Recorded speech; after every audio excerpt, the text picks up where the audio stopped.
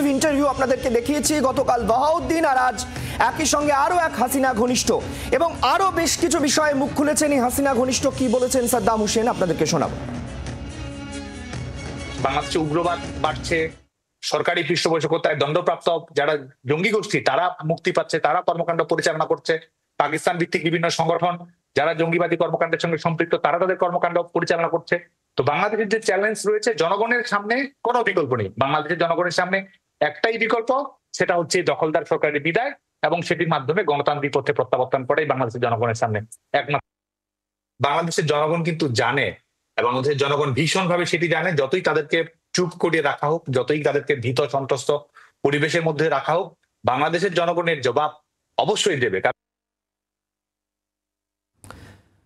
যেমনটা আপনাদেরকে পরিষ্কার শোনালাম যে বাংলাদেশে হাসিনা ফেরার সময়ের অপেক্ষা, এবং যেমনটা খুব স্পষ্টভাবেই ইউনূস চাপে রয়েছেন। সবাই চাইছেন, সব দল চাইছেন যে ডিসেম্বরে ভোট হয়ে যাক, কিন্তু চাইছেন না ইউনূস।